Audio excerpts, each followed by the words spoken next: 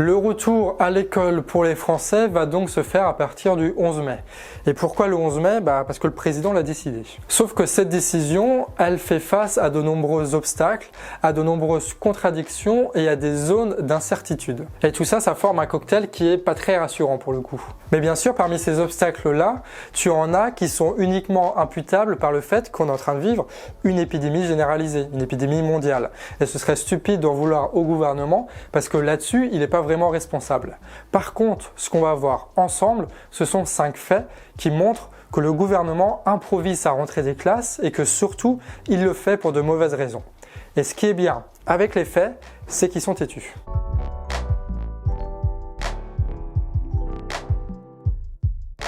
Le gouvernement souhaite donc organiser à partir du 11 mai la rentrée des classes. Et pour ça, il a écrit un protocole qui est un ensemble de recommandations sanitaires qui permettent d'assurer la sécurité des enfants. Sauf que le problème avec ce protocole, c'est qu'il est assez contradictoire sur pas mal de choses essentielles. Par exemple, une des recommandations, c'est de tenir les élèves éloignés de 1 mètre les uns des autres. Et pour ça, ils prennent les mêmes chiffres qu'en Belgique en recommandant de compter 4 mètres carrés par élève.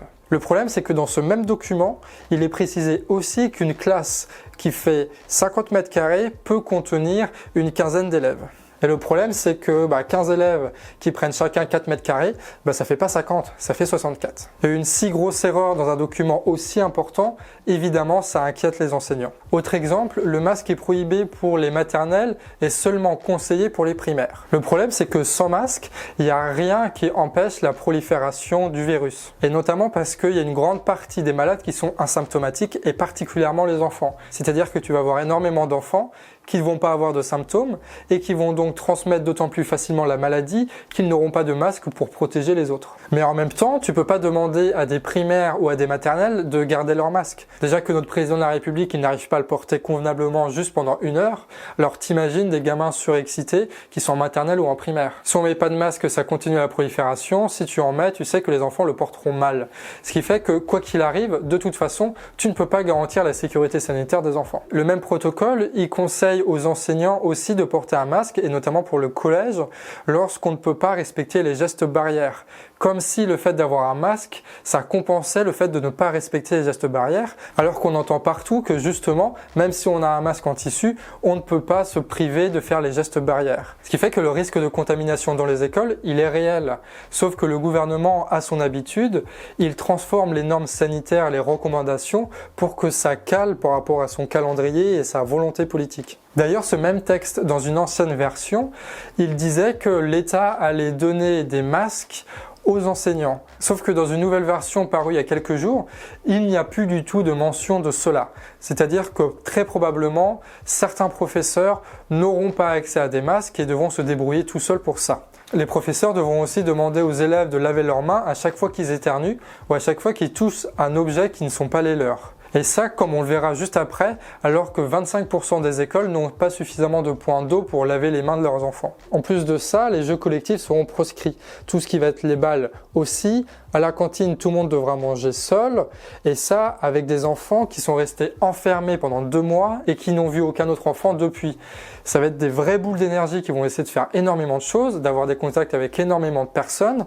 Et les enseignants vont devoir gérer une stricte réglementation sanitaire. Ce qui fait qu'il va falloir les contenir pour assurer une sécurité sanitaire et en plus de ça, assurer un suivi pédagogique parce qu'on est quand même à l'école. Mais évidemment, les occasions de transmission entre les enfants ne vont pas manquer et à un moment ou à un autre, ce seront les familles de ces enfants qui seront contaminées par le virus, des parents qui vont retourner au boulot et qui risquent de transmettre le virus dans leur lieu de travail. Et pour rappel, il n'y a qu'un seul test qui a été fait dans un établissement par rapport à l'épidémie du coronavirus. Ça a été fait dans un lycée à Crépy-le-Valois, juste au-dessus de Paris. Résultat, 38% des élèves du lycée, 43% des enseignants et 59% du personnel administratif étaient infectés en 1 mois après le démarrage de l'épidémie. Ce qui montre bien que les établissements, même si tu respectes des règles sanitaires, ce sont des foyers de contamination.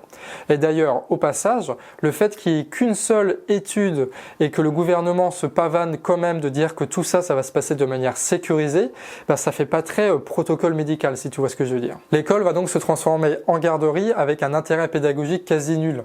Mais par contre, les risques sanitaires, eux, ils sont très élevés. Et pourtant, c'est pas faute d'avoir prévenu. Tu as par exemple l'ONS, qui est un observatoire de veille sécuritaire et sanitaire, notamment concernant les établissements scolaires. L'Observatoire a mené une enquête dès la fin avril pour savoir si oui ou non les écoles étaient capables d'accueillir les élèves dans des normes sanitaires respectables. Résultat de l'enquête, 25% des écoles manquent de points d'eau. Il y a un manque crucial de savon et la quasi-intégralité n'a pas de gel hydroalcoolique ou d'infirmières pour pouvoir gérer les imprévus sans saturer les hôpitaux. Et s'il manque aujourd'hui encore du matériel pour les soignants, c'est vraiment dur à croire que le gouvernement va équiper convenablement l'ensemble des écoles et les milliers de professeurs et de personnes de l'éducation nationale. Cet observatoire est donc vraiment un outil précieux parce qu'il a fourni une des très rares analyses qui permettent d'anticiper un peu ce que va être la rentrée des classes. Sauf que cet observatoire-là, il a prévu d'être supprimé par la Macronie dans les mois qui viennent, faute de moyens. Et pourtant, quelques jours après seulement, le Conseil scientifique donnait raison à cet observatoire-là quand il recommandait au président de la République de ne pas ouvrir les écoles avant septembre. Dans son rapport, le Conseil scientifique écrivait ceci. Le risque de transmission est important dans les lieux de regroupement massif que sont les écoles et les universités, avec des mesures barrières particulièrement difficiles à mettre en œuvre chez les plus jeunes. En conséquence, le Conseil scientifique propose de maintenir les crèches, les écoles, les collèges, les lycées et les universités fermés jusqu'en septembre. Là, pour le coup, il n'y a pas plus clair que ça. Le conseil scientifique était opposé à cette rentrée des classes. Et ça montre aussi une chose, c'est que Macron n'avait consulté personne avant de balancer cette nouvelle. C'est-à-dire qu'il a annoncé la rentrée des classes qui allait concerner des centaines de milliers d'enfants sans s'assurer une seule seconde avant qu'au niveau de la logistique, c'était faisable de faire ça sans risque. Et face à l'entêtement du pouvoir, le conseil scientifique a finalement transformé son refus en recommandation, mais en recommandation tellement stricte que ça sous-entendait que, quoi qu'il arrive, de toute façon, on ne pouvait pas assurer la sécurité sanitaire des enfants. Mais c'était là la stratégie du gouvernement, c'est-à-dire de transformer le refus du conseil scientifique en recommandation. Et ça a permis à Olivier Véran de se pavaner à tort dans les médias en disant qu'il suivait les recommandations du conseil scientifique. Mais pour se défendre, le gouvernement a un argument choc qu'il ne cesse de répéter, c'est celui du volontariat. Sauf que tu as deux problèmes majeurs avec le volontariat. Le premier, c'est qu'il est utilisé en disant que ça va être un moyen de lutter contre les injustices sociales. Là-dessus, le gouvernement, il le dit clairement. Pour lui, les enfants les plus pauvres auront le plus de mal à assurer la continuité pédagogique de leurs enfants et donc leur permettre de mettre leurs enfants à l'école, ça va réduire les inégalités. Une enquête menée par des maires et relayée par Le Parisien montre pourtant le contraire. Ceux qui vont mettre les enfants à l'école, ce sont ceux qui ont le moins de mal à assurer la continuité pédagogique. Ce ne sont pas du tout les plus pauvres. Ce qui fait que le volontariat emmène avec lui l'inégalité qu'il est censé soi-disant combattre. Et des professeurs sur un article de Marianne disent la même chose. Un élève dont la continuité pédagogique a été rompue ne reviendra pas à l'école si c'est sur la base du volontariat. De plus, avec la rentrée, les professeurs vont consacrer énormément de leur temps à s'occuper des élèves qui sont à l'école. Et ça, notamment parce que tu as énormément de règles sanitaires à respecter. Ce qui fait que les élèves qui ne vont eux pas venir à l'école, qui sont les mêmes qui ont décroché, ne vont pas pouvoir suivre convenablement les cours. Et ceux-là, ils vont être abandonnés, ce qui va renforcer, d'après l'article, les inégalités que le volontariat est censé combattre. Et le volontariat pose un deuxième très gros souci, c'est que le chômage partiel ne sera plus disponible pour les parents qui veulent s'occuper de leur enfant. Sauf si l'école fournit à l'entreprise des parents un certificat qui prouve que leur enfant ne pouvait pas être mis à l'école. Ce qui veut dire qu'un parent qui est volontaire pour ne pas mettre son enfant à l'école, si son école est ouverte, il n'aura pas le choix de le faire. Parce qu'il ne va plus avoir de chômage partiel, donc il n'aura plus de revenus. Ce qui veut dire que le volontariat, à partir du 1er juin, qui est à peu près la date où on est sûr que toutes les écoles vont être ouvertes, eh ben ça ressemble quand même vachement à du chantage aux revenus. Et pour toute cette raison, le projet est très contesté. Sur le site de la Tribune, 400 maires d'Île-de-France tirent la sonnette d'alarme, ce qui représente tout de même 30% des maires de la région. Pour eux, le timing est trop juste pour assurer le retour des élèves dans de bonnes conditions. Et ils dénoncent aussi l'improvisation du gouvernement, notamment dans le rôle que doivent jouer les maires dans cette rentrée des classes qui a radicalement changé du jour au lendemain. En gros, les maires, ils ont eu l'impression que l'État leur refilait le bébé qu'il n'arrivait pas lui-même à gérer. Les maires, ils pointent du doigt quelque chose aussi qui montre que ce bazar-là, il est quand même très mal organisé. C'est par rapport à la carte, vous savez, avec les zones rouges et les zones vertes. Certains maires ne vont savoir que 4 jours avant le 11 mai, si oui ou non ils sont en zone rouge ou en zone verte. Ce qui complique quand même pas mal la tâche d'organisation des maires. Les maires signataires de la tribune, ils demandent plusieurs choses, et notamment, et le plus important, un report de la rentrée des classes pour qu'ils aient le plus de temps pour préparer ça. Mais aussi, ils demandent à ce que l'État définisse comment prioriser les enfants pour savoir quel enfant on accueille en classe et lequel on n'accueille pas. La dernière chose qu'ils demandent, c'est un rééquipement des établissements. Et les syndicats d'enseignants, eux aussi, sont assez unanimes pour critiquer cette rentrée des classes.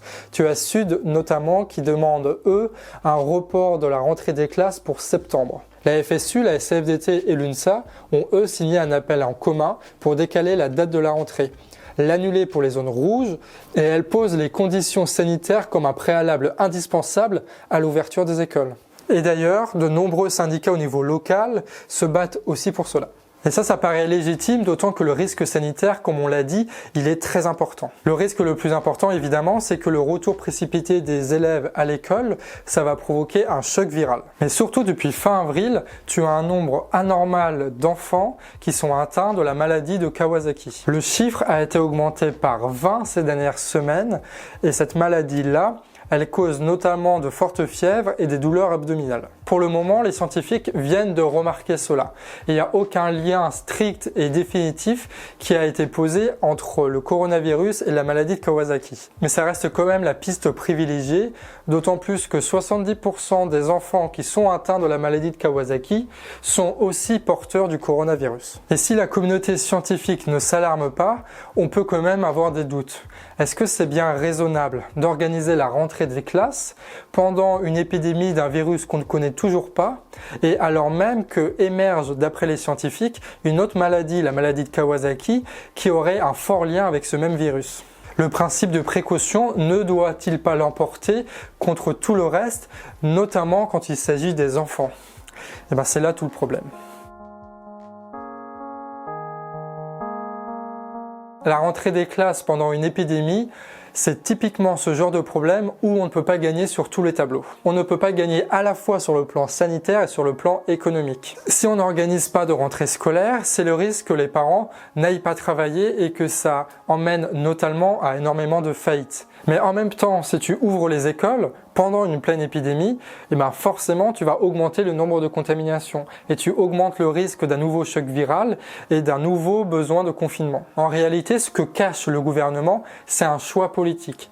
Il a choisi de vouloir sauver la machine économique plutôt que d'appliquer le principe de précaution. Et que ce choix se matérialise aujourd'hui par le fait de mettre des centaines de milliers de gamins dans l'inconnu d'une épidémie, c'est quand même quelque chose d'assez cruel. D'autant plus que le gouvernement n'a cessé de démontrer ces derniers mois qu'il était bien incapable de gérer la crise du coronavirus. Il n'a fait qu'improviser en espérant que le sacrifice des personnels soignants suffise à ralentir la crise. Mais sauf que ce système-là, on est arrivé à bout. Et il n'est pas sûr, s'il y a un autre choc viral qui arrive, qu'on arrivera à résister de la même façon. D'autant plus qu'on peut avoir de sérieux doute sur la capacité de la France à pouvoir réellement tester 700 000 personnes comme l'a promis le Premier ministre, ou alors de pouvoir équiper tout le monde de masques. Mais encore une fois, pour le gouvernement, le dogme libéral l'emporte. Et c'est ces mêmes choix qui ont mené la France dans des catastrophes industrielles, démocratiques et écologiques. Et donc il ne reste plus qu'à contester, et puis d'espérer que ça ne finisse pas en catastrophe sanitaire pour le coup.